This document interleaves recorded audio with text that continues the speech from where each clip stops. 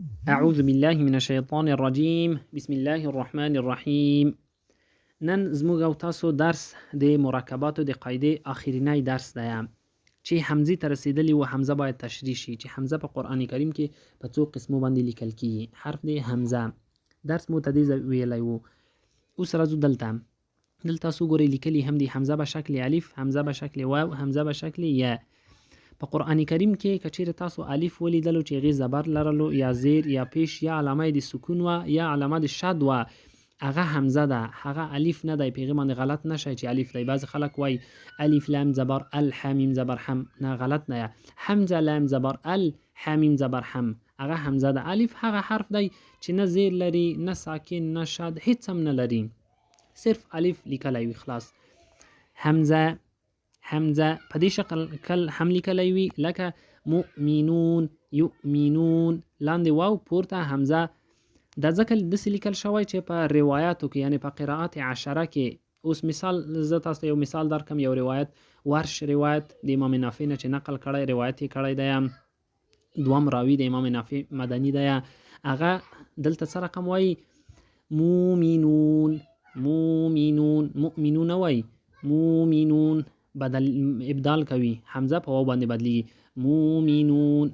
یا هم چنان ده، یا نه ده، دا حمزه ده او دا هم په روایت کې بدلیږي، دا حمزه ده. حمزه حمزه حمزه. ف قاف واو، دا درې حروف معرفي کوي. دلته وګورئ حرف د قاف صرف د سر یې قطع کړی، دلته بل حرف سره لیکل شوی. او ف هم چنان.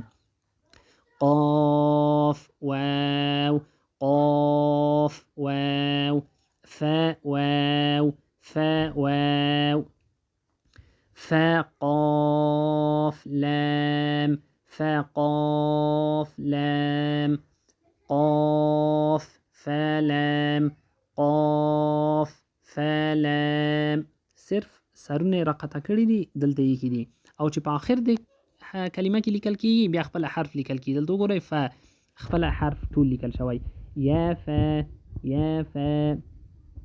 میم میم میم میم. دې ته وګورئ په دې شکل هم لیکل کیږي او په دې شکل هم. حمیم حمیم. لام میم لام میم. تمیم تمیم تمیم تا تمیم تا. د مرکباتو درس یا قاعده خلاصه شوه، ته همدې ځای پورې وه. خدای دې وکړي تاسو ټولو زده کړي وي. تاسو اطفالو وروسته دې قاعدې نه انشاءالله نوې قاعده به سبا بیانوو.